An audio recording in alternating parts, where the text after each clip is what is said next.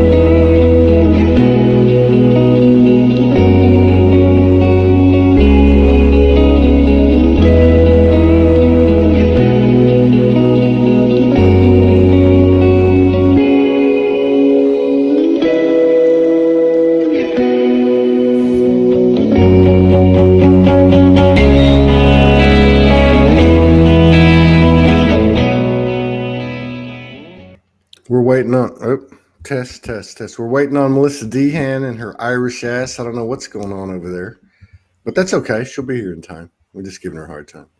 So everything's getting thicker and thicker. That ain't no shit. I'm not in the mood to mince any words today. Yeah, everything is getting thicker and thicker, and I mean, I don't even know. And I know everybody must be privy to the same code and revelations and epiphanies that are available. They're getting it in their own way. We are definitely in the no bullshit zone, especially if you're bullshitting yourself. And, I did a lot of thinking this weekend about what Soulology's doing, what's happening at Soulology. We are 2 days away, by the way, from uh, unveiling our our website. It looks fantastic. Thank you, Marina Govier. Yeah, so I've been thinking about a lot of stuff this weekend, based on what happened last week on these shows and in the community and in the world, which is why we designed this show, as an experiment to see, hey, well, why don't we have a get together on Monday morning and get the week off right and kind of put the last week behind us or discuss it and learn from it and move on. So, part of what I've been receiving, it's going to be a pretty wild show. part of what I've been receiving is, and I think it goes for all of us who want to take that role, which I think is everybody that watches this program and that are in these circles, and that's to be a bridge. And how do you be a bridge in this ever-changing current, this river that we're flowing in, where delicate now becomes direct and direct now becomes delicate, where you don't tell people what they want to hear, you tell them the truth. I think none of us are used to this. We're really not. We might think we are, but we're not. There's a lot of responsibility that comes with awakening. So I look around at the world, and of course we know what the score is. The score is separation and division, and there is no them. These are our brothers and sisters playing roles as the 1% or as the 99% and everything in between. So we know the whole thing was designed to create division and duality. We're having to let go of all of our labels, even the ones that we don't want to. I see, for instance, there's an individual that I share a lot of their stuff in the SOULOGY group as I do my shares daily. That's very very possessive of their cultural ethnicity. And that's a beautiful thing. My grandfather told me to be proud to be a Mexican when I was a kid, and I was. But all this has got to go. And just as the masculine and the feminine is going to have to go. There ain't one fucking thing that's going to stay. Nothing. You can't go through that eye of the needle and be the exception to the universal rule. I don't know if we understand how honorable and reverent, how incredible and fantastic the opportunity that we have chosen to take part in is. We are ascending in so many ways, to include our physical body being the evidence as it transforms to a light body. And everybody, like me, has evidence of that in their body. And we can talk about this story after story after story, but this is not the time to be in conflict. And if it is, shut the fuck up and go to your room and close the door and work that shit out. This projection's got to stop. I'm not going to call people out because I don't think that's cool. But I am going to call the energy out. And there are prominent people in this community and otherwise, prominent, I mean just publicly known on a wider scale, who say they are channeling messages, and from those channels, from what is purported to be a higher intelligent aspect of us, saying that somebody's a good guy and somebody's a bad guy, that somebody's right and somebody's wrong. I'm glad the election's over. I'm tired of talking about it, and I'm tired of talking about QAnon. I'm tired of narratives, savior-based programming that light workers and star seeds are being regulated to. Look, we're supposed to be leading the way here. We're supposed to be leading the way for the world. You want to call yourself a first waver or a star seed or whatever. I just heard Melissa, there she is. This goes for me. This goes for everybody. This goes for me first. And if we're going to call ourselves way showers, then be a fucking way shower. Don't underestimate the power of one unique and equal soul. And that includes when you come out on a post and you say so-and-so is in the dark. You say David Icke is a bad person, don't follow him. And I'm not pointing anybody's names out, but you can put two and two together. I really don't give a shit because I'm tired of it. Don't come out and tell me Marianne Williamson is dark controlled, because if you're accusing somebody or pointing the finger at somebody and saying they're controlled by the dark, guess what? You're the one that's controlled by the fucking dark, not them. And they shouldn't even be your concern. You should be your concern. I think it's time that if we're going to be way showers, we need to carry oneness to the nth degree, and that includes our personal prejudices and biases. Look, I don't have to like you. There are people out there I don't like, but I love them unconditionally. And I pull them up pretty much every single day, and I look them in the eye in the etheric field, and I say, please, universe, help me see the perfect mirror in this person because I know they're me. And then I go about my business being human, and I don't like them. Okay? I'm not, it's the truth. That's all I can say. Right? And that's okay, I think, because it's real. It's truth. But to go out and say that we are the way showers and the star seeds that have these galactic memories and have this sacred wisdom and not to apply it, is a waste of time. And not only that, do not underestimate the power of one unique and equal soul. That sounds like, and it was meant to be when it came. I didn't say it. It was given to me a long time ago. That was meant as an empowering statement, as a statement of unlimited potential, right? But it's also has another end to it. Every sword has two edges, and we can do some damage. We can do some stuff that's counter to our intentions, and intentions are everything. Don't get me wrong. And there's a lot of stuff going on, and there's a lot. Everyone's being challenged. Every single one of us here, I know, has been, and all of our friends, and everybody's included. But I think, given all that, the old saying, if you can't say something nice, don't say anything at all. I just think it's time that we start walking the talk.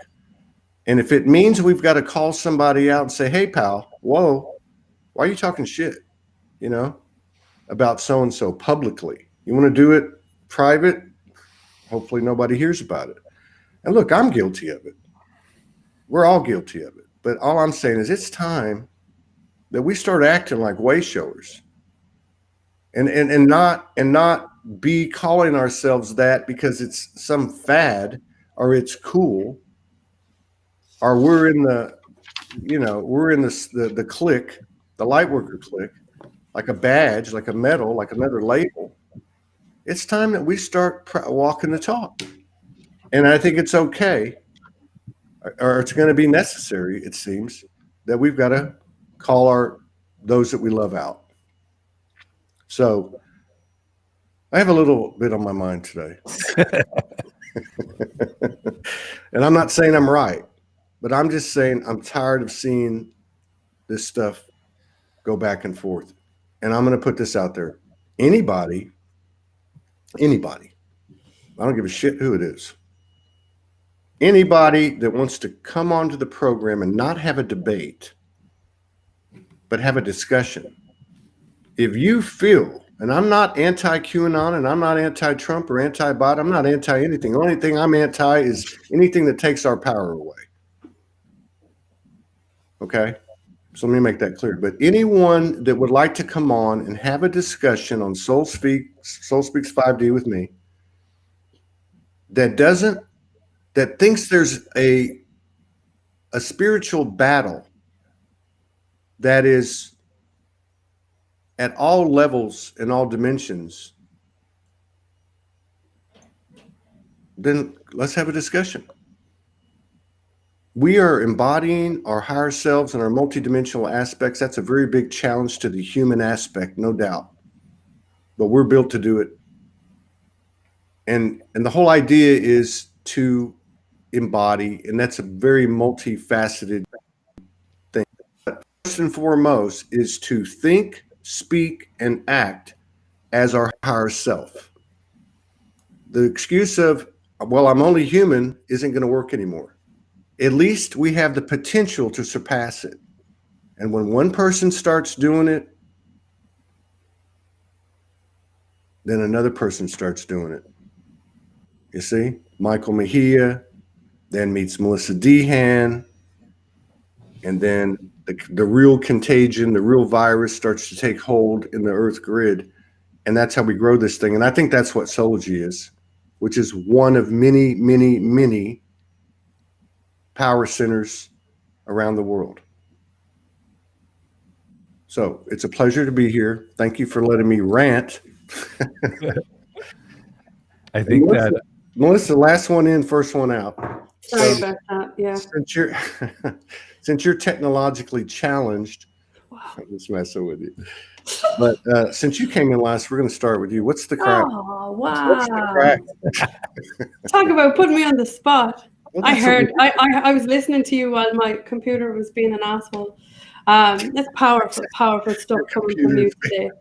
That's like a big force. And then when I clicked in, it was just like, that's the energy we're being met with, though, isn't it? I think we're all done. I think we're all just done, aren't we? You know, like, yeah. I mean it in the best possible way.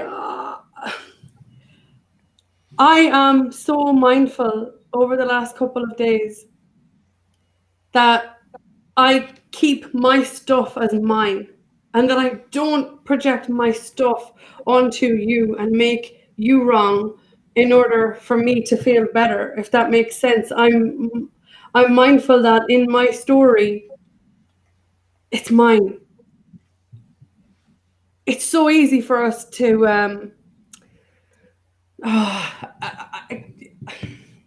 how do I even explain this? Just let it out. Do it the normal. I'm very aware. I'm very aware of my past. I'm very aware of my story. I'm very aware of the things I've been through. I'm very aware of the things that I have rumbled in my life. I'm very aware of the things I don't want to be a part of anymore, that I don't want to endure anymore, that I don't want to experience anymore. Like they are as clear as black and white to me. And as I'm trying to go with the flow of things, as opposed to being dragged along, which is usually the case for me, you're not listening, drag. You're not listening, drag. I'm just trying to keep my center, self-preservation. Allow me to work through my stuff as I'm anchoring all the things that you talked about a couple of minutes ago. Not lose my shit, not project onto somebody else. And the second I am, that I catch it, that I rein it back in, and that I don't make the other person or the other situation wrong. I understand now clearer than I've ever done before. This is my journey, that is yours.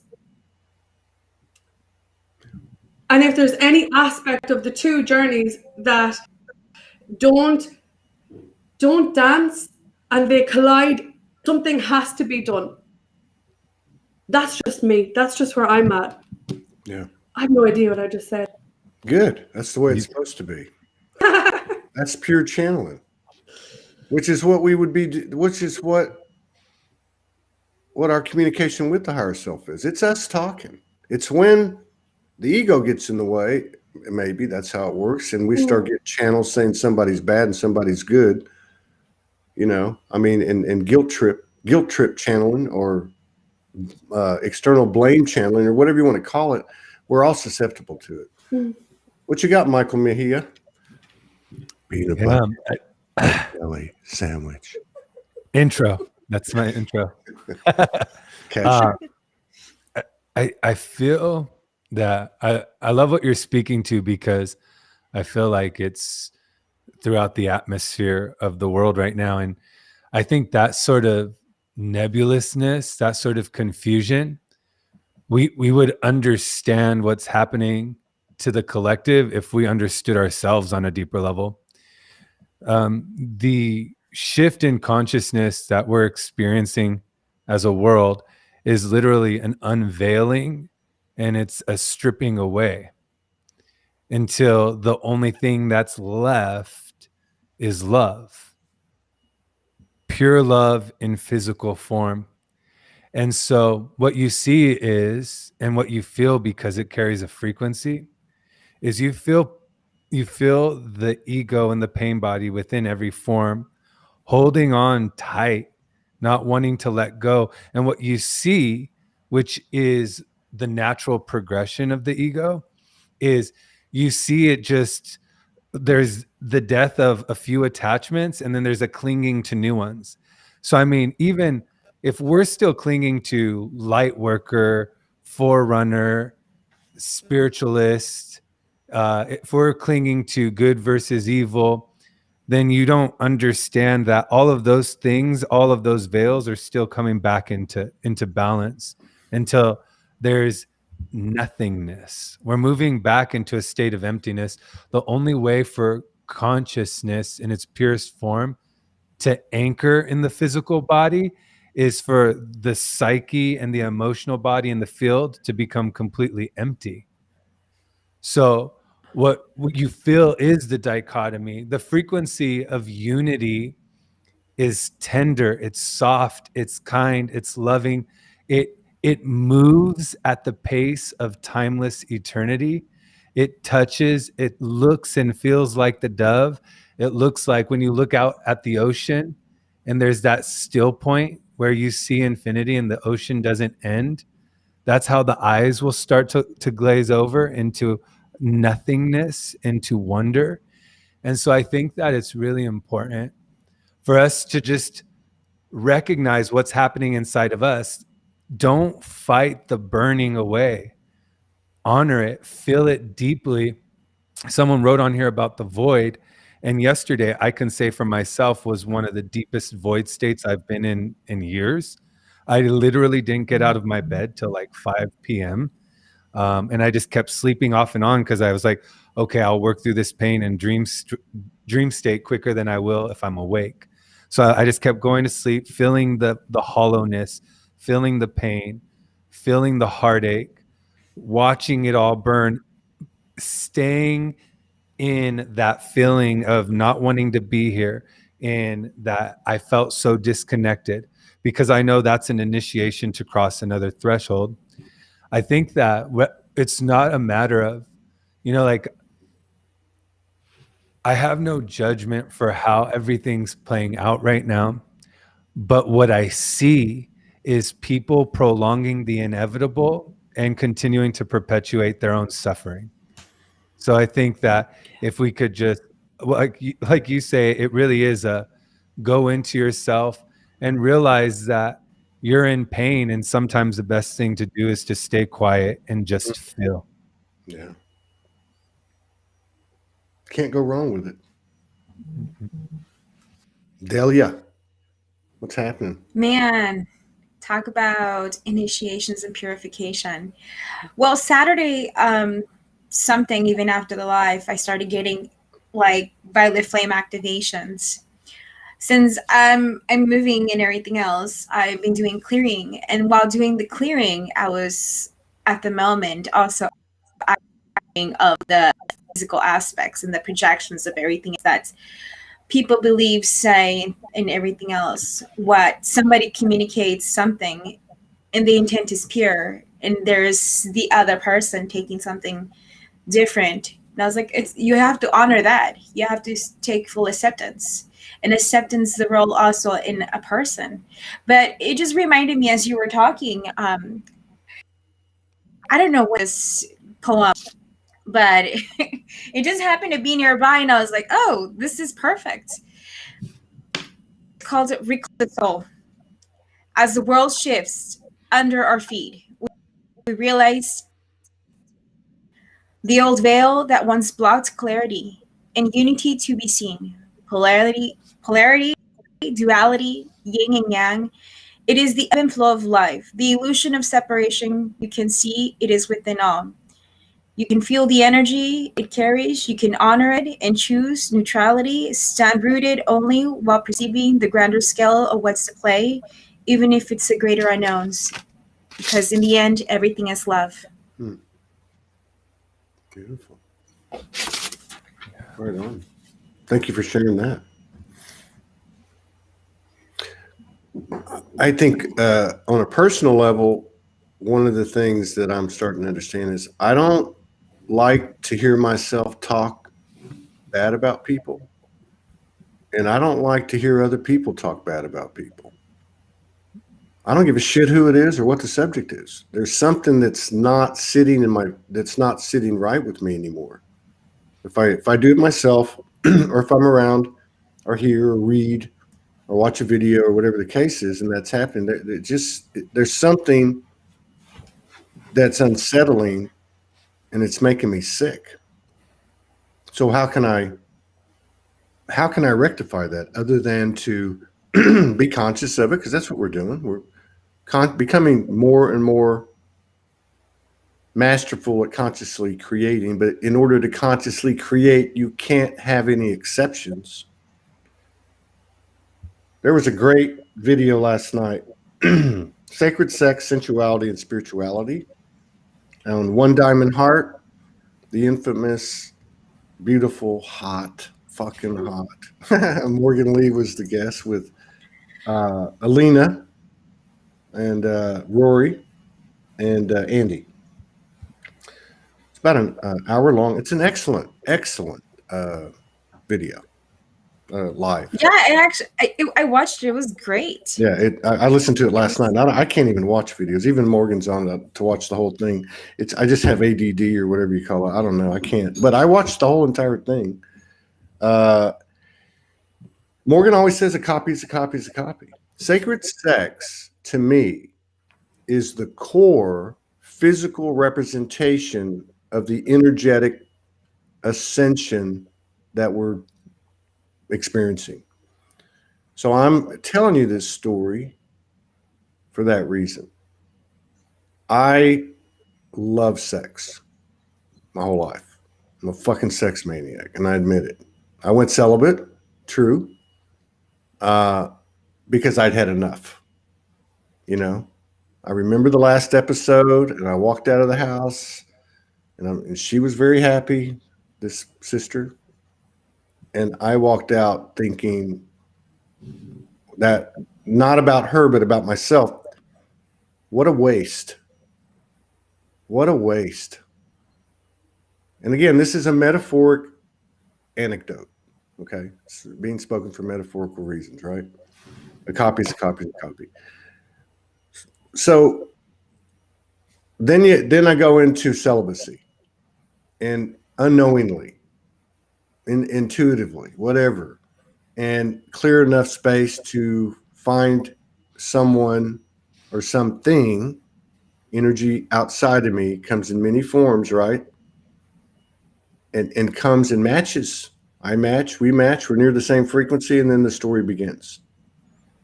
Oh my God, right? So this show I'm watching last night, it's reminding me of this, and I find the journey of sacred sexuality for Todd Medina is reflective, and I can't really totally speak for the feminines, but I think it's the same, but it's reflective of what we're going through all across the board, right? If you got to give up talking about people because it's not real and truthful, you got to give up anything else that's not real and truthful, that's distorted. And most of our programming obviously has been very distorted. So point is, I've gone through this incredible, intimate relationship in my life that has had so many mind-blown experiences I can't even explain. But to this day, I'm still dying. I'm still having to deal with letting go of these carnal pleasures. And that doesn't mean that we don't have some hanky-panky in my house, okay? All I'm trying to say is the old way won't work. It just won't work.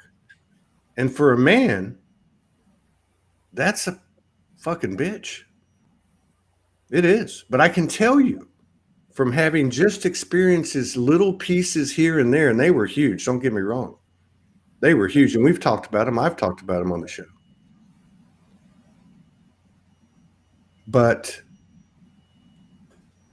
what I've seen is so much greater and grander, and whatever adjectives, whatever the most incredible adjectives you could come up with.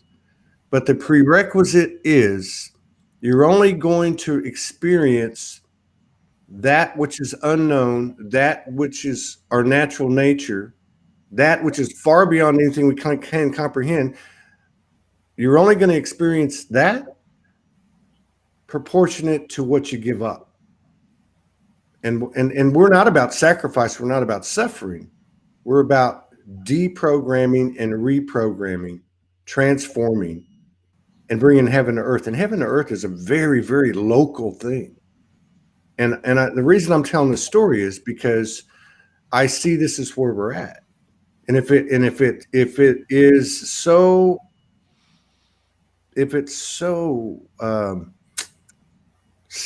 sensory in the sacred sexuality aspect, so loud, so clear, then that's what I think gives me, the eyes to be able to see that it's the same pattern, it's the same template for all of us. So I guess what I'm trying to say in short is that there's a huge, fantastic, beyond fairy tale, incredible heaven, nirvana, you name it, Shambhala, Avalon, whatever, all that stuff, everything combined into one, and it's infinite and limitless. And all we got to do is let go of the prejudices and the biases and these belief systems that we've had, and yeah, what Michael said. When those deaths come, we might need to put a zipper on our mouth and go into a room, close the door, turn the light off, get under the covers, and work that shit out. I don't have the answers. I'm here to learn, and I'm very, very honored to be a part of this energy. And everyone is a part of this energy equally. So, thank you. Who's next? Melissa Dehan. What's the? Michael is next. What? It's Melissa. It's what the crack. What the crack? Oh, Jesus. God, I mean, how do I follow that shit? Seriously, I'm a rookie in the field here. I'm an absolute rookie. You know what? No, but you know what? Messing aside, I think, wow, connection. We're so used to looking outside of ourselves for connection in the shape and form of a human or an experience or a substance that we're not used to experiencing. Well, I know I'm not used to experiencing what you have over there with you guys. And in one sense, I'm going to keep working towards that within me, because I only imagine what that is like when you have it in real time. At the same time, I mean, it's an individual journey, isn't it? So, I don't know. For me, reconnection, when I go to a place like what Michael described earlier on, he had his duvet day. I probably had one about 4 days ago with myself, so that I'm not needing anything outside of me. It's not easy though, is it? Because we're all winging it. We're all going through so much, trying to stabilize how we feel, trying into other people's stuff, and stay centered. Some days I'm vertical. Some days I'm absolutely on the floor. I don't know.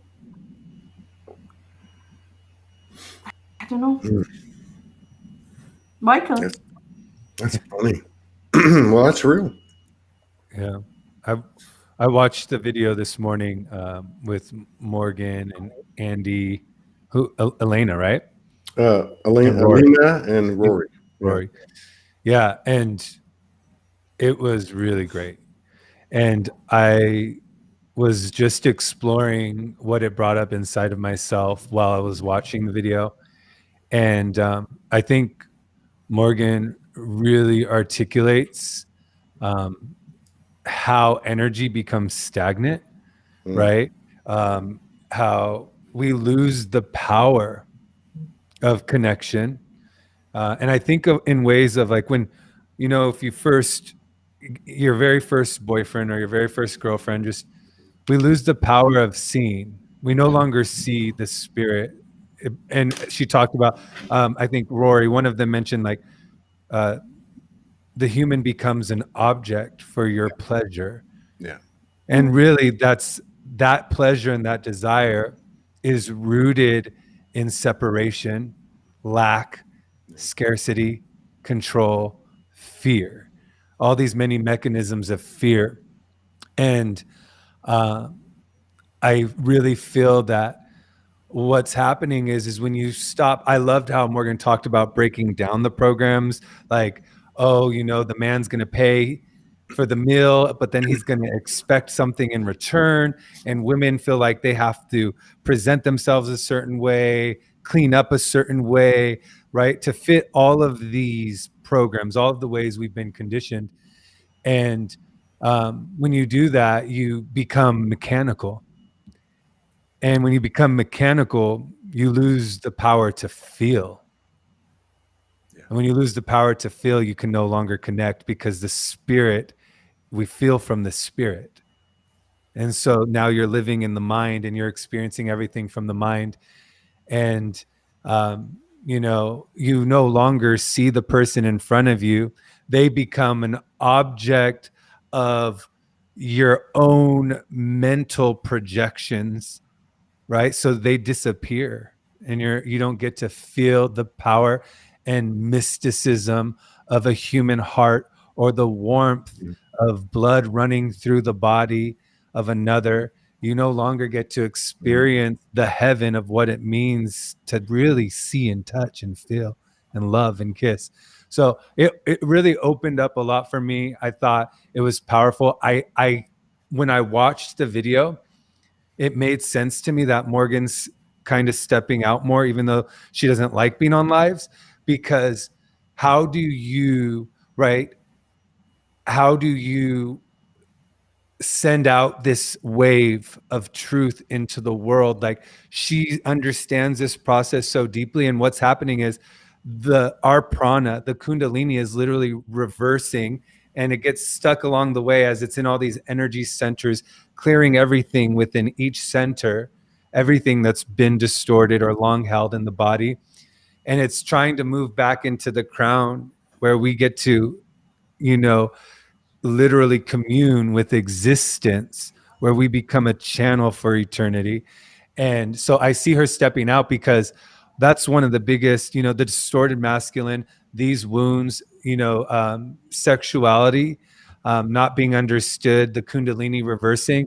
This is stuff the world really needs to understand. You look at TV shows, programs, relationships, why relationships kind of continuously fail, because we're really in relationship with ourselves and we never see the other, because we don't see ourselves, we don't love ourselves. So I see Morgan and a lot of people that have basically been blueprinted with this knowledge and wisdom. It's time for that energy to ripple out fully, because the energy's reversed and it is moving towards the crown, and it's meant to happen. So I thought Andy and Elena and Rory, I thought they did a phenomenal job. I think that was their first show together. Yeah. They all have really beautiful energy, and I just think they did great, and I'm looking forward to watching all of them continue to do more. Right on. There is somebody asked for the link to that video. I just put it up.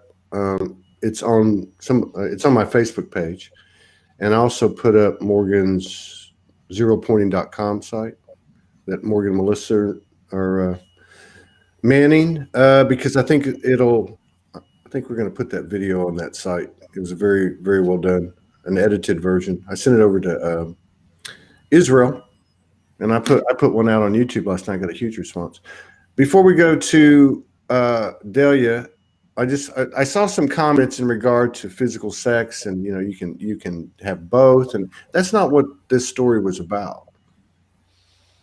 And if you want, I'm not one to speak on that. I can tell you, I think everything's being integrated, and I've had experiences, you know, where that certainly was the case, you know, but that's not why I brought this up. I brought this up because it's not whether it's the sacred sex example or talking about people and calling them out by their names. It's not so much the action, it's the belief system, which is not a belief system, it's a fucking program. Okay? It's a program. So all I'm trying to say is the more programs that we transform, the more we will experience this stuff. And whether it be sacred sexuality or the sacred sexual vibration in our artistic expressions in relationships that are non-romantic. All I'm trying to say is that we can't have our cake and eat it too. We are human, and we are taking that with us.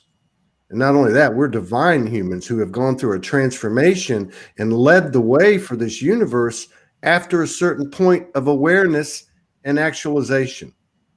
So that's the point of the story, and that's why I brought it up. It's not about the sex thing, although it's fantastic video, fantastic information with a lot more code in between the words than there are with the words, and there's a lot with the words. So I just wanted to make that clear. Thank you. Delia, you're up next. Yeah, I just think overall how it feels in every moment, even more as we're doing our clearing and our inner work, we're starting to see that duality and that polarity in the collective.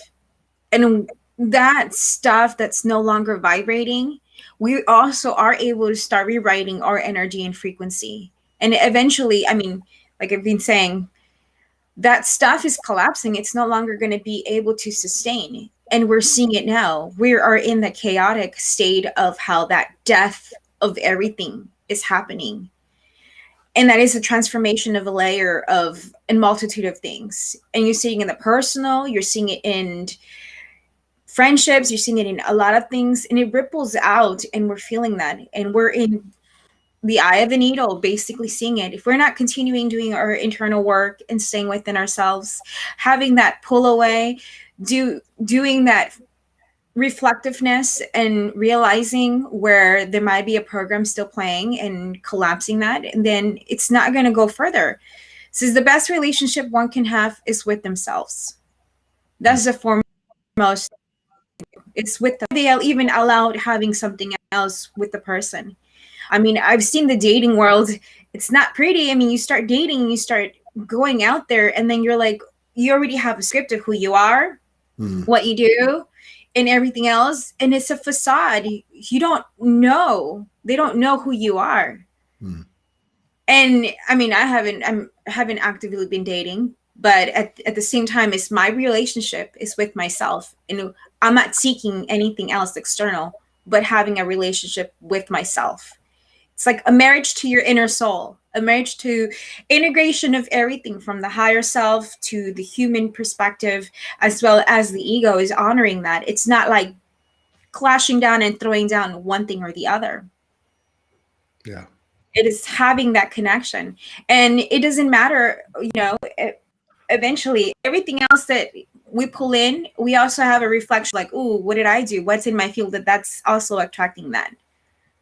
That's one of the biggest questions when I have certain things come up. What do I have to do? So even if I'm not directly involved in something, I always ask myself that thing too. It's just like, where do I work on energetically to make sure that I can move past something? And it, like I've said, it ripples out. So one doing the work goes to a multitude.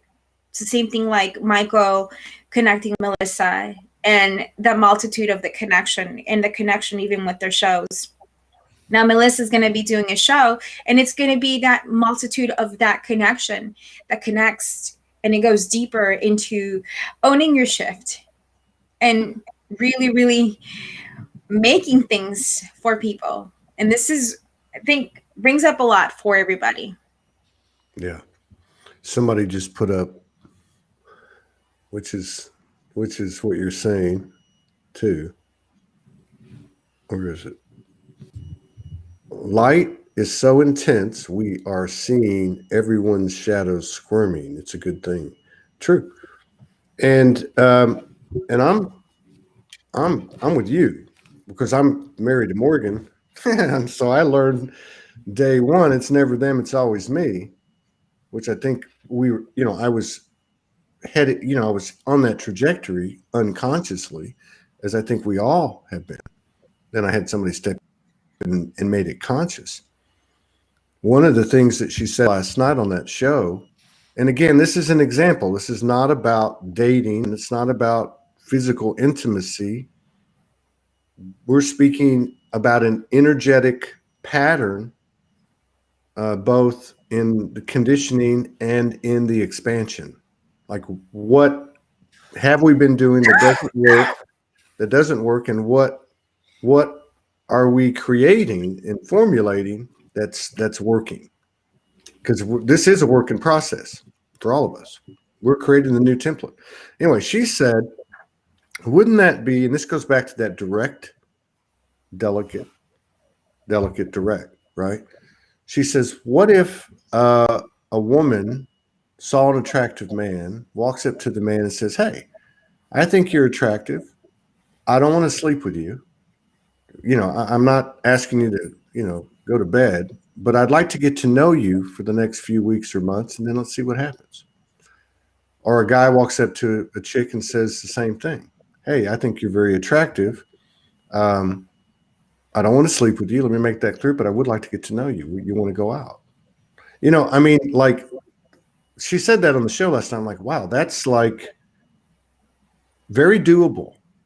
See, that's the way I look at this whole thing, and I have since day one, is that's why, I'm the whole human thing, because I understand this person and that person, and they're telling us this, and the galactic said that, and the angels said that, and the elemental said that, but how does that translate to me? Now, if I look at that example that she gave, that I just gave, that's doable. That's something that at a conscious level, as a human being desiring to expand, I can do that. Am I going to get it right the first few times 100%? Probably not. But if I have a conscious, if I consciously carry the desire and the focus, this can actually be applied to every single part of my life. And for me, what that means is, because I'm living in a laboratory with, it means less projection, less distortion, less distraction. And I was coming home last night and listening to that video, and right toward the end, when I got off the highway, sometimes when you're on your phone, the video will just, I guess it's too much memory and it just shuts off. But it was almost at the end. And what I got was, wow. And it was kind of like focused on Morgan and I, but it was really, a collective thing. And it came in so clear, and I can't get it right. I tried to tell her last night. And that is that it is a huge challenge. And that might not be the right word, but it's a huge force as we pull in more and more code, and we wake up and our third eye is all blown up and red, and and our body's doing the things it's doing. This is a evidence of what's actually happening energetically. It's a huge impact on the human aspect, but I really believe that we're starting to get a handle on this, so there's less projection and less distortion and less unconscious programming. And I guess if I go back to how I started this show today, we can do this. We might have to call ourselves out. We might have to call somebody out that's our friend. I don't know how it works, but we can do this. And this is where I'm coming with, if we're going to be way showers, let's walk the talk. Because if there's division and polarity and separation in the light worker circles, God knows it's going to be that way everywhere. What do people have to look at? And I think one thing about the SOULOGY energy, which again, I'm very honored to be a part of, an equal part with every single person that tunes in and so on, is that I believe what people are seeing and going to see and going to learn from is these unknown people who share their stories, who are living examples and who are actually blossoming. I've watched Michael do it. I've watched Melissa do it. I've known Melissa for almost 2 years. I'm listening to Morgan last night, and I can barely drive down the fucking highway because I've got tears in my eyes, not because she's my partner, but because I know what she's gone through. I know why she's gone through it. She's gone through it for herself. She's gone through it to serve others, and she's gone through it to serve humanity. And that's what everyone wants to do, and so many are doing. You know, and I believe it's very doable, and I hope to see more and more people stepping up, because it really is contagious. It is so contagious, and all you got to do is look at the SOULOGY energy and see all the groups that developed out of SOULOGY and all the shows that developed out of SOULOGY. And we don't want any credit. It's just the way the shit works. Melissa, what's the crack? I love the way your face completely lights up when you're talking about her. I really do.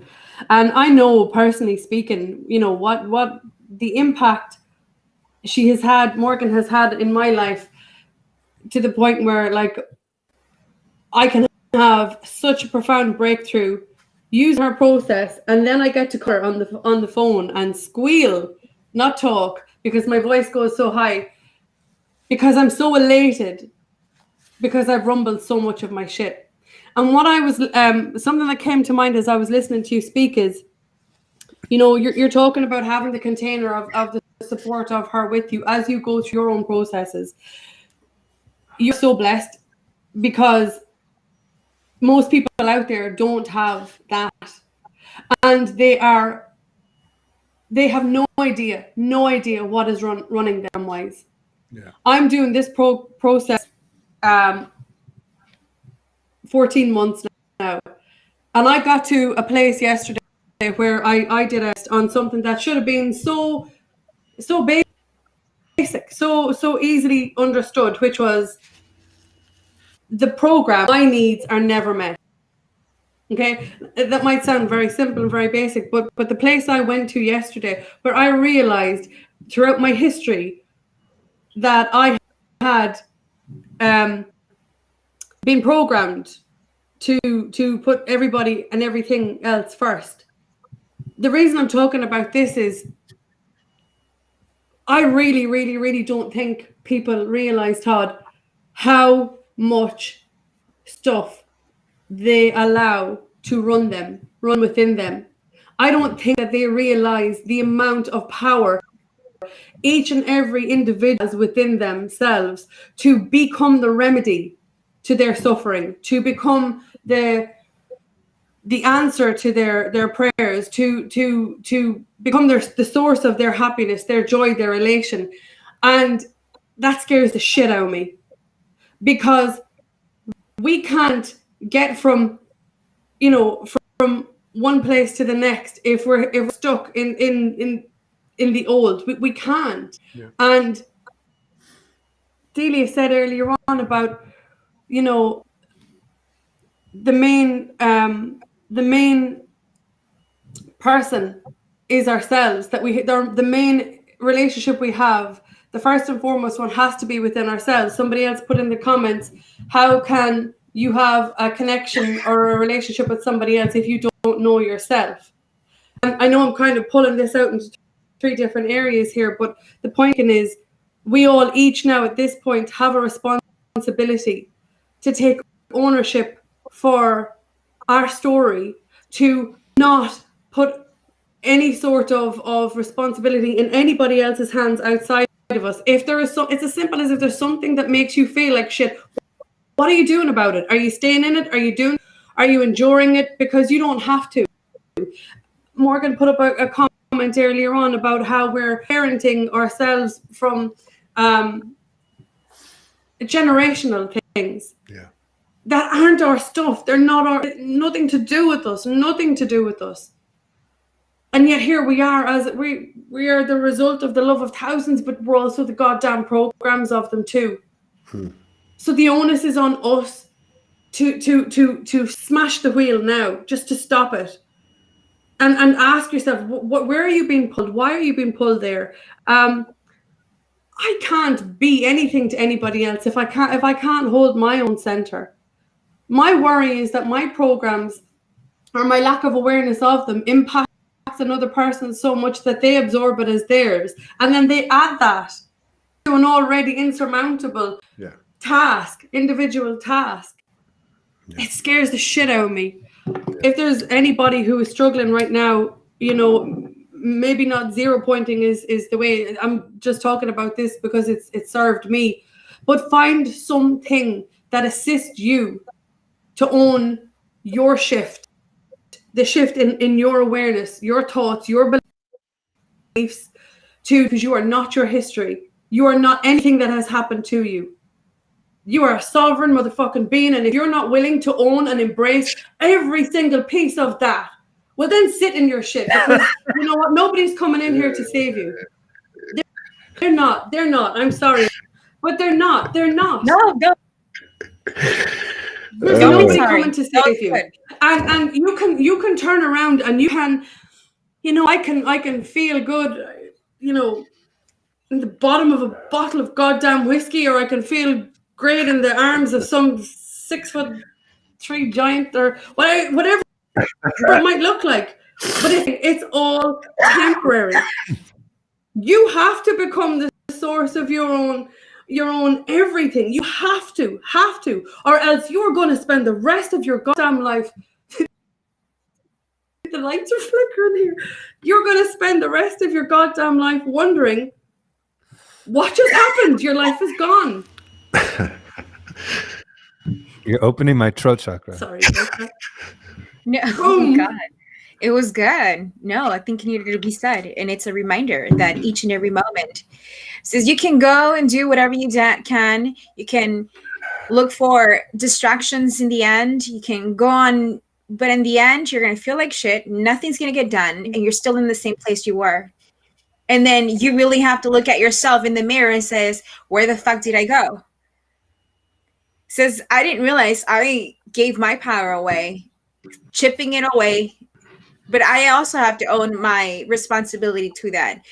Wanting, feeling, needing from a program that I had running in the past to be like, no, screw that. I'm walking away. Walking away with nothing. I'm going to start over again. And in the end, you value yourself. You have more respect for yourself. You learn to love yourself, because in the self-esteem issues that you had stemming from other programs that you had, family issues, things like that, they all comes up. It looks ugly and it's terrible. But it's like, screw all that. I'm not going to do generational crap again. I'm not going to do all that. I'm going to end up being the light that I am and I chose to be. This is the reason that I came for, and I'm going to own my shit. Yeah. That's the number one thing. Yeah. Michael, do you have a comment? Melissa's been opening my throat chakra. With that I've been opening my heart. See? Yeah. I see in metaphor, and what I imagine is like, I see myself, like, and all of us, in like a desert with nothing around, on our knees, tears coming down, and wounds opening one at a time, and blood just pouring out, like just wounds everywhere opening. And I think that that metaphor shows me that, and I said this a week ago, that the paradigm isn't dying outside of us. The paradigm's dying inside of us.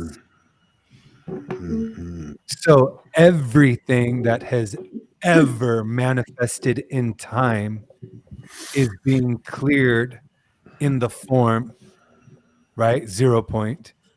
So that then the physical body becomes empty, and then the timeless state can reemerge through the physical form through the optics of the eyes. Right now, we've reached an apex point where separation is so loud because inside of each human body, when we talk about ancestral lineage, when we talk about collective karma, when we talk about our own karma, right now, it's not Michael, Todd, Dahlia, Melissa. Right now, I live in everything that is on this planet. You all live in everything that is on this planet. We are transmuting everything that has walked this earth. Every energy signature that's been left in time has to be transmuted for the formless state to become activated in the physical body. And so I think when you remember that, when you remember it, you sit there and you wait and you hold your heart and you feel death. And you feel the light of the spirit coming back, but you wait with a holy reverence and you honor these deaths and you honor every form and how it's creating, because you know that the law of light has been lit and balance wants to be experienced, and you stop fighting it and you honor your role. You honor your role, therefore you're able to honor everyone's role, and then you're able to see that you are every role in this now moment. And I just think that I really appreciate the balance of energy on here right now, because it's like Todd and Melissa and Dahlia, all of you guys are making me want to just feel my wounds, and then just feeling this experience. Yeah. The sacred sexuality is a name, a futile name given for an energy or an aspect of our energy or something. What is that? Creation energy? I don't even know, but it's in our physical and our non-physical. And so we get confused, twin flame, blah, blah, blah. Let's start with two people. How can you find that equilibrium, that place, that 0 point where there's an equal energetic exchange that is as natural as the way we breathe, right? I mean, how can you get to that point with 100 people or 10 people or 1,000 people if you can't do it with one? So this whole thing about what goes on inside of us, I believe we brought that with us. I believe that's what we forgot. That divine union, divine marriage is within ourselves, masculine, feminine within ourselves. The golden child created in ourselves through the conception, right? I believe what we're offering the universe is we are now manifesting this in a dense atmosphere with a mirror of ourselves. Now, that can be a romantic connection or a non-romantic connection, right? So if I look at that and I look at my life, to be in a situation where each person knows, and we're normal. We're very normal. As Morgan says, we're very daggy, okay? I got 2 pairs of blue jeans. One's got a big hole in the crotch about this big. She just put a patch on. She's got probably 4 skirts, blue jean skirts. I mean, we're just normal. I want to make that very clear. But when you're in a situation, it could be any type of connection between 2 people. And each other knows, beyond the unconditional love, beyond all the feelings, beyond everything, you know that the other person is going to handle their shift. Okay? You know that that's the priority in yourself and in the other person, so that when there's solitude, when there's whatever, there's no personal, right? You know that the priorities are straight. And what happens is there is a level of trust that doesn't have to be spoken. I love yous don't have to be said. It's just the frequency speaking, the energy speaking for itself.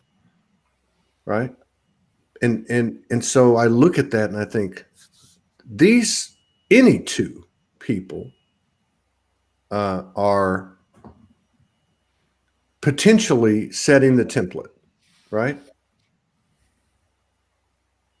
Because that template is, look, in let's call it 5D or whatever, heaven on earth. Does the word trust even come up?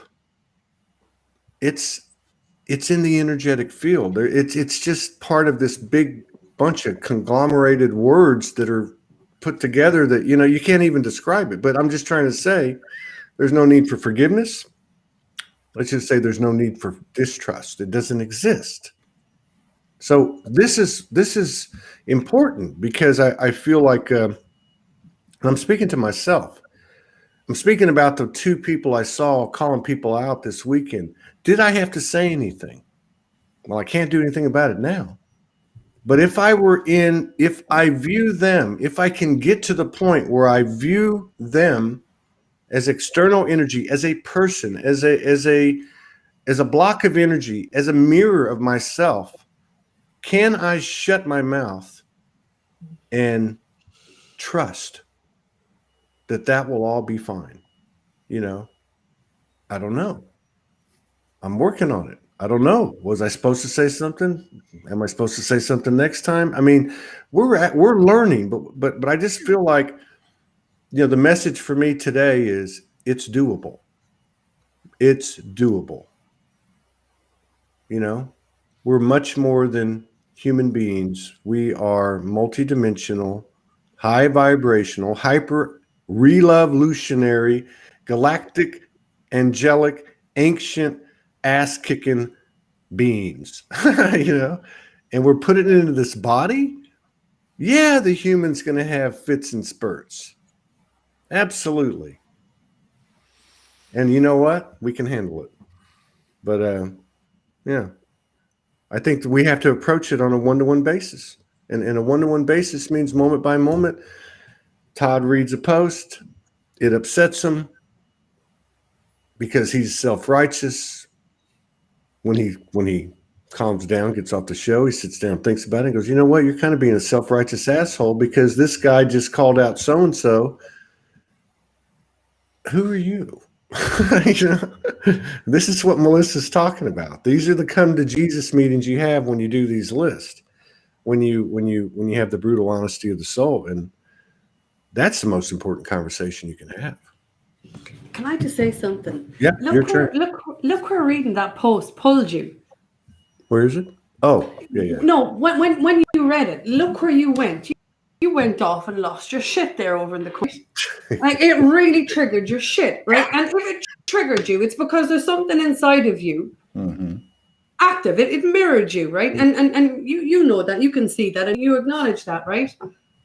Like, what's happening in general in the world is that, so there's like I can see 131 people watching this right now, and they're watching this, and then they're listening to the words, they're feeling the frequency, the vibration, the tones, they're feeling everything, and they're going, yeah, I get it. And then the live ends, then they're into the living room, and they see the kids have wrecked the place, or their husband hasn't taken out the bins, or their wife hasn't done something or other, and then all of a sudden it's boom, they're right back into the middle of this shit again, right? Yeah. This is what I'm trying to say. It's step by step by step by step of you staying in your. So what if they're calling each other over here? Like, I get it. I understand what you're saying, and I'm not saying that you're wrong. I'm not saying that you're right. I'm just saying that every time, personally speaking, when I involve myself in another person's story, I suffer. I suffer, and I don't want to feel like that anymore. Yeah. So, with love to the people around me who are balls deep in their stuff, I'm sorry for the way I put this. I love you, but you shut out. Or if you are going to turn around and criticize another person. Like, you know, be mindful of what you're saying, because your words impact.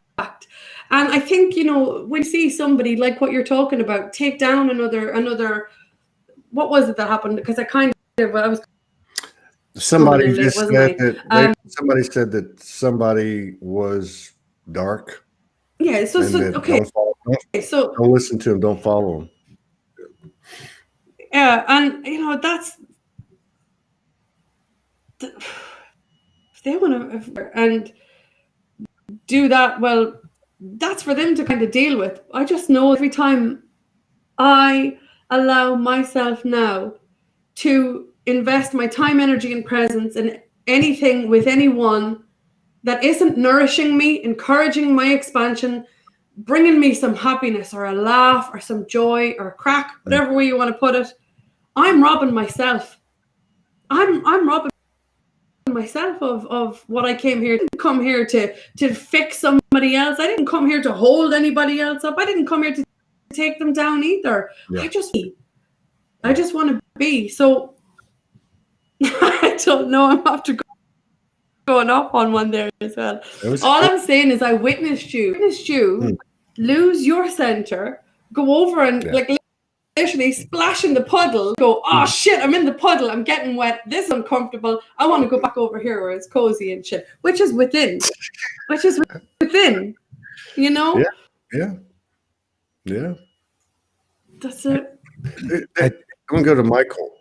Go ahead, Michael. I think it's interesting too, because there's this, right? I think one of the greatest truths is the holy paradox, the gift of the paradox. And the paradox is that when we get triggered and we're experiencing these energies, there's also conversation, like poetry, music, and everything else, is everything saturated in code, whether it's the code of the pain body and the ego and trauma, or if it's the code of the spirit, or if it's a little bit of both.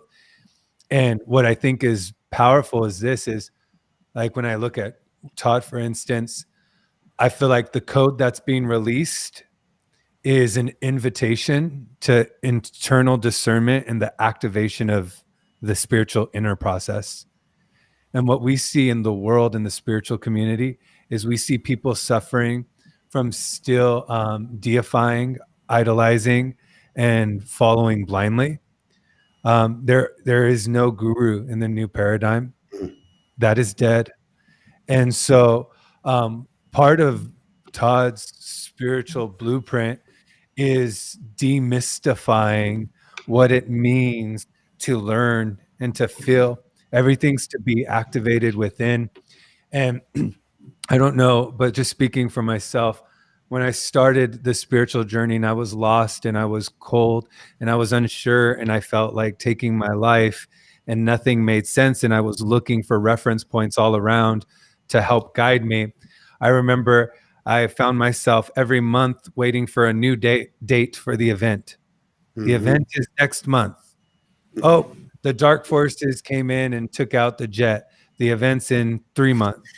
Oh, the event's been postponed for 3.5 years.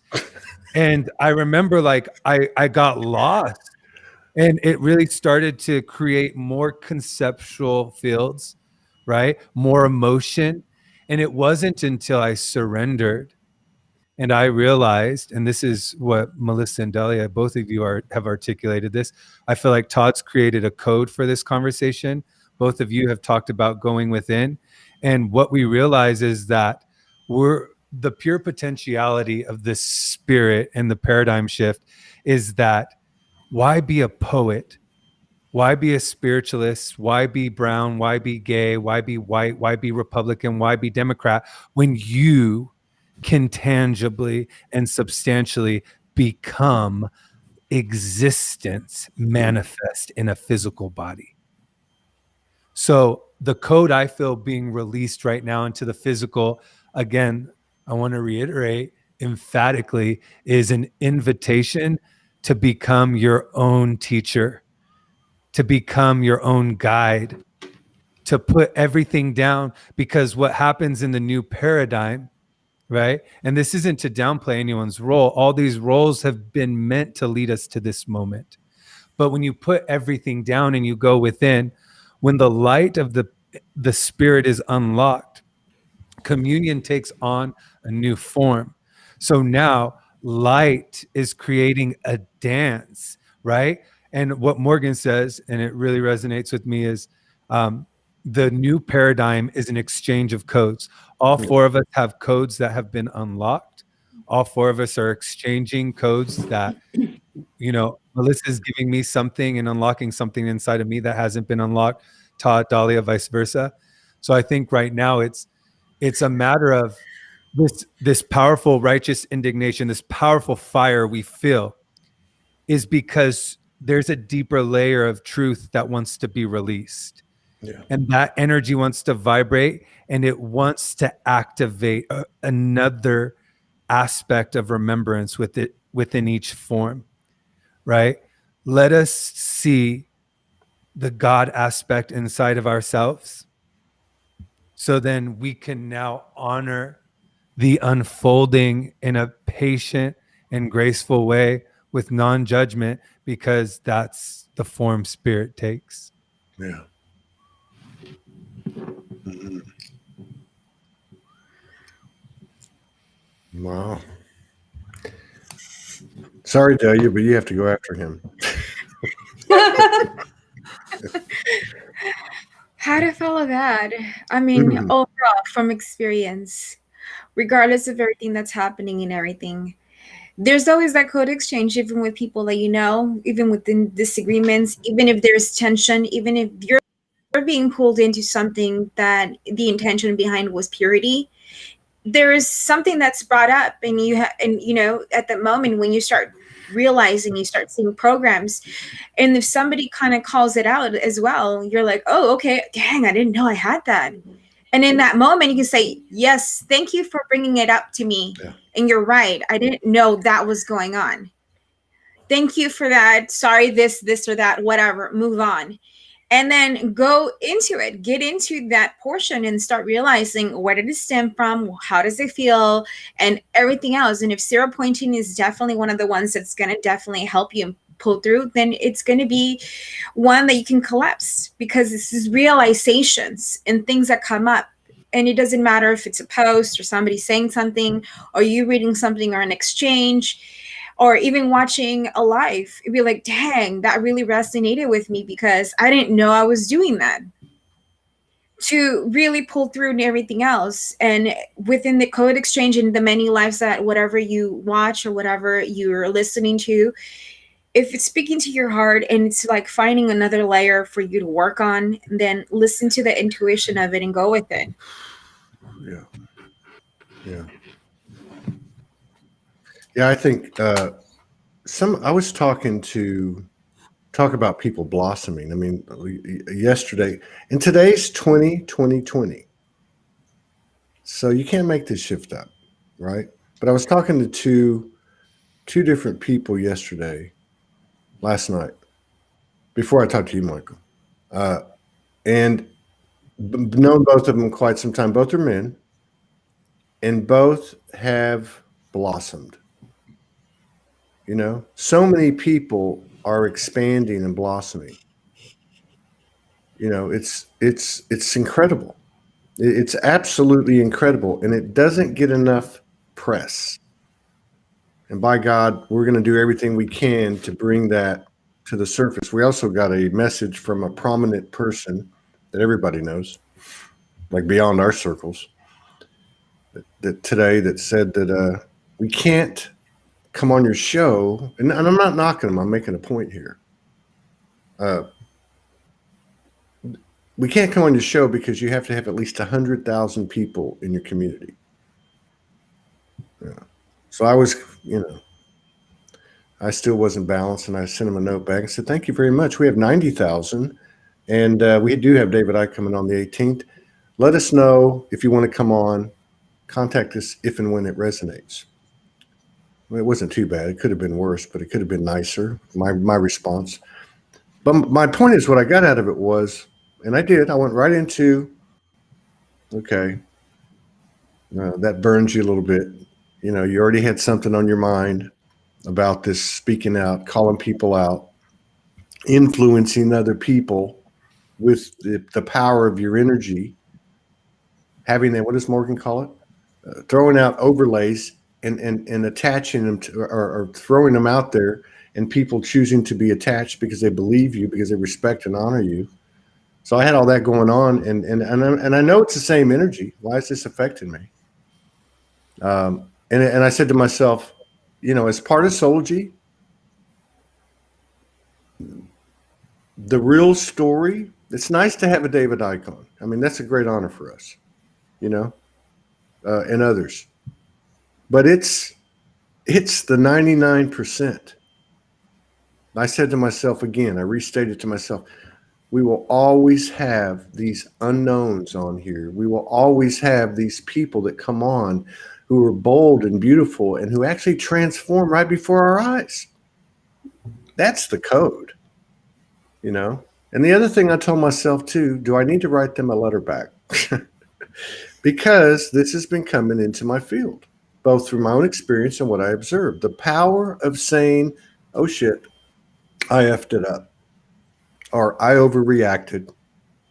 There is so much power. You know, we talk about this thought came in and I pressed Alt Control Delete, you know, delete from my field. And yeah, that works. But this is a physical thing that involves other people. So if we're out there throwing overlays out like frisbees because we're so smart, you know, I'm talking to myself.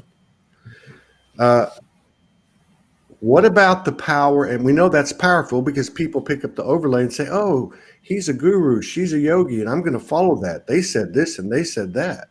And we've all been there. But if that's doable, is it not doable for me to go back to this person and say, hey, you know, I woke up on the wrong side of the bed. I'm sorry. We do have 90,000 people and we will contact you. In other words, whatever the situation is, most of these things happen with people, right? We say something, we do something, we hide something, whatever the case is, we have the power, a very powerful, powerful proposition to go in and say, hey, guess what? Here's the situation. You know, and sometimes it's not even something you did wrong, right? I went to Morgan last night and I said, you know what? I'm fucking dying. I'm dying. I don't want to talk about it, but I am dying. There's an old distorted masculine in me that was a huge part of me that I've been dealing with, and I think I've done a pretty good job with, but a part of it came to me that's been rearing its head to me for the last 2-3 weeks, and it has got me down on the ground. It's beating the fuck out of me, and I'm hurting. I'm not talking about it, but just be aware. I'm hurting. I'm not looking for sympathy. And the reason I'm using this as an example is because I didn't do anything wrong. This fucking ghost is coming in and is beating me to death like I've never been beat before, and I've been beat, you know? And I'm getting there, right? It's so powerful to be, you know, pure isn't like Jesus, I'm illuminated, walking on water. Pure is, here's my shit, it stinks too. Here's where I'm at, you know? And I think in terms of like human interaction, one of the things that's doable and not falling on the sword and not, you know, putting someone on a pedestal and blowing smoke, but really saying, hey, you know what? Here's the deal. Remember that time 6 months ago when I told you to fuck off? I was out of line. It's never too late. And it's a powerful form of embodiment that we can share that isn't about instruction. It's about just saying, hey, man, let me get real with you, you know? And so many of the answers to me are coming down to that now. How do we behave? How can I embody this? How can I actually do this? Because a human ain't going anywhere. So, you know, We might as well stop avoiding it. We got here. You can't make up any. These no coincidences. We got Martin McNichol. Come on, the Irish. Martin McNichol coming in 28 minutes, who was a huge catalyst for what some say is the best show we've ever done with Michael Mejia and Martin on the spur of the moment, involving similar subject matter that we started with today. It's coming in 28 minutes. So that's Can I just say something? Yeah, we're gonna go around the horn. Sorry. Yeah, we're gonna go around the horn. Not to finish up on anything or whatever, but can you stay raw and vulnerable and talking about feeling like you're dying? And I know it's not easy, because I think in particular the men in the world need this shit, and no better duo than the two of you two coming together after this to keep shit real. Everybody needs to know that, like, for you guys, that it's okay to fall apart, and for the women out there, that it's okay to rise the fuck up and say what you want at the same time too, and that everybody just balances back down and just steadies themselves again. Because, you know, I'm doing what you do. I don't know how you do it. I need to sleep for about a year after showing up and doing a live, because of the amount of fear that it puts in me having to do it, and nervousness and the exhilaration at the same time, and doing this all the time. But, you know, from the balanced place that you speak of, when you give the permission to really feel their way through whatever it is they're going through, and not know or not have a clue what is going on. So many people are fighting with their demons, and I know I'm notorious for it. I leave claw marks on everything. Surrender is like, what does that mean? So we learned the hard way. But the more people like about this, the more real they are, irrespective of how many, you know, watch or whatever. For all the men, Tina, keep doing that.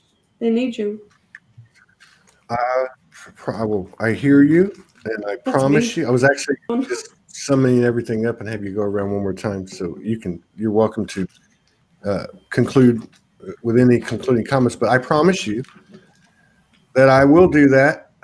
When I'm listening to you, I think I'm promising her, and I'm probably going to do some of it on this next show.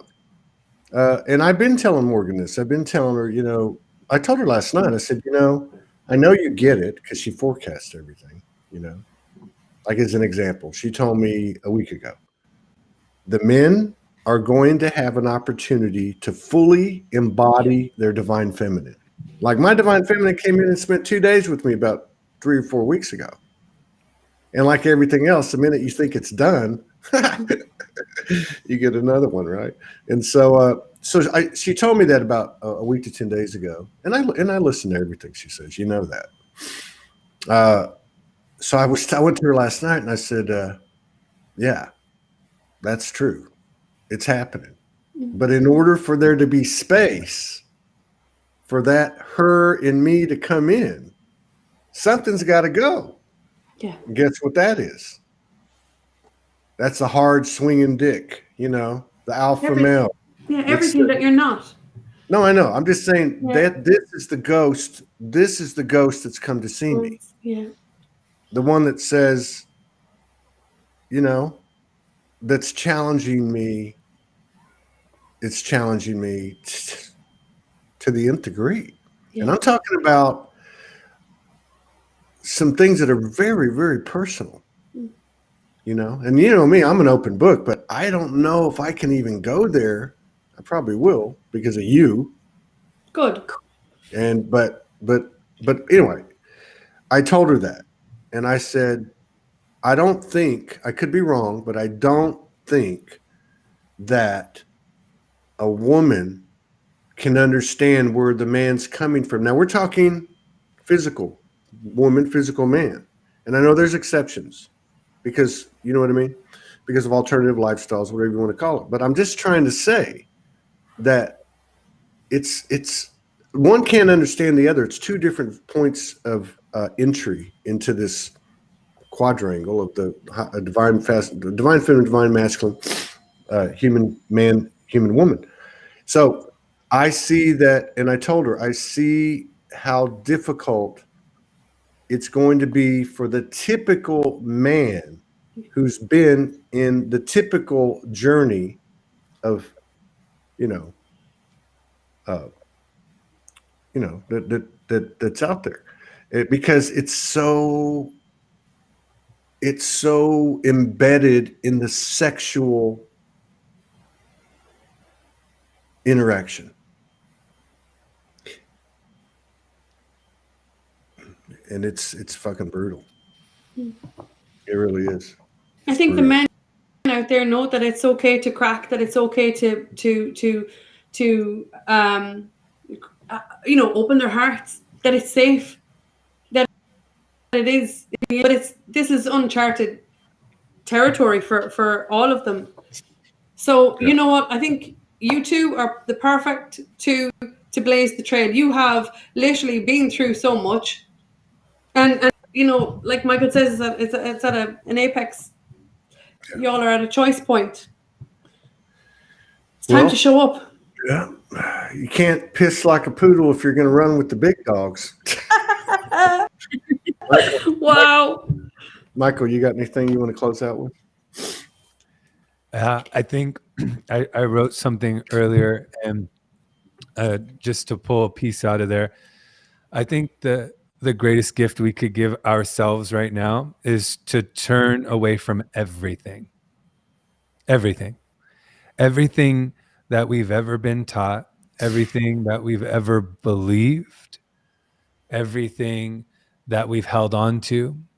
Turn from it all and hold steadfast in the burning silence. Listen to the screams of your mind and of your heart. Listen to them so deeply that you realize you are not them, and then fall into the vacuum of emptiness and just let it take you. I just think that that's the gift we can give ourselves while we're going through this purification, and it's hard and it's painful.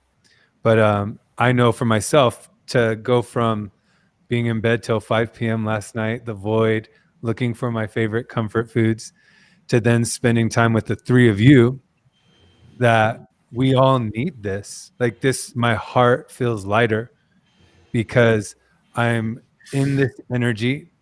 And when you say that, brother, I feel it. That's why, when I talked last night, I keep saying, how are you? How are you?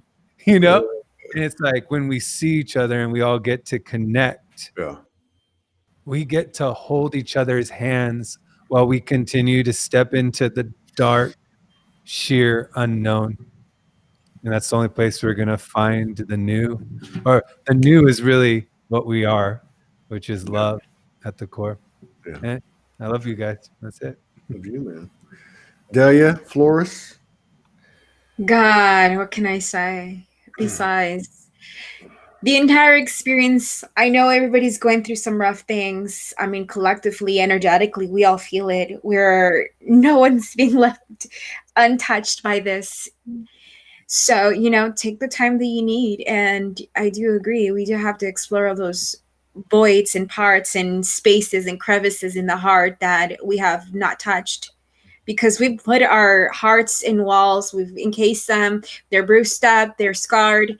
And it's taking that moment to really honor everything and the entire process. It really is taking that. And this kind of lights up, kind of sums up everything that we're going through. And I just love this energy code that really is putting perspective to move forward and continue doing the work.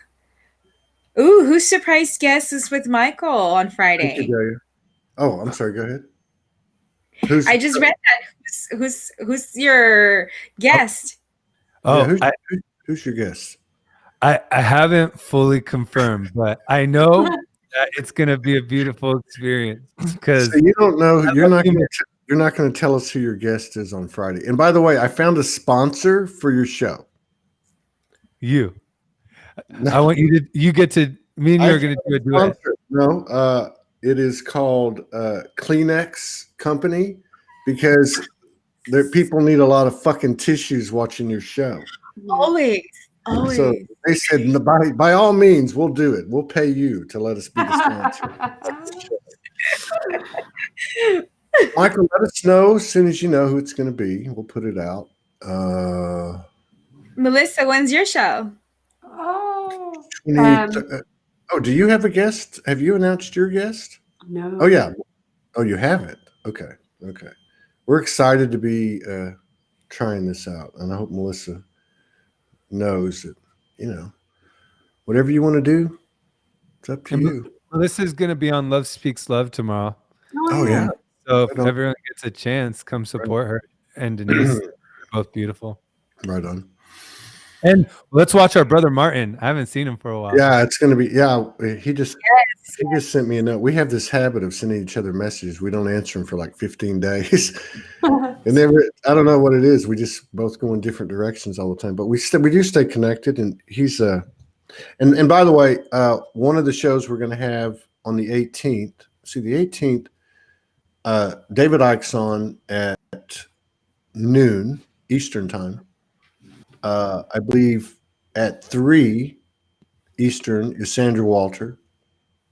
I believe at 5:30 Eastern it's Michael Mejia, Mark McNichol, myself. We'll do a show, and then after that it's the elusive unicorn Abigail Wainwright. So it should be a very powerful day, very powerful month. Oh, thank you. I almost had that right. It's 8 p.m. Eastern will be Abigail Wainwright. We got a lot of people. Grace Solaris the day before that with Lori Ladd and Seth Leaf Prusnosky, who's pretty powerful. Mary Rodwell. It's going to be a great month. And I think we're going to have a great show here in 16 minutes with Martin. And just try a little something here. I've always done everything spontaneously, but back in the day when I first hit the streets, a lot of us, when we wake up, people reach out to you and they ask for help, and I did a lot of I guess I did a lot of sessions, which I don't do, but I was sometimes told by a relative that had disincarnated to go talk to my mother and and it had different ways. But one of the things I used to do, so I'm going to do it today, is to take the person and place them in the center of a circle, and the circle is made of all of us and all of our guides and angels.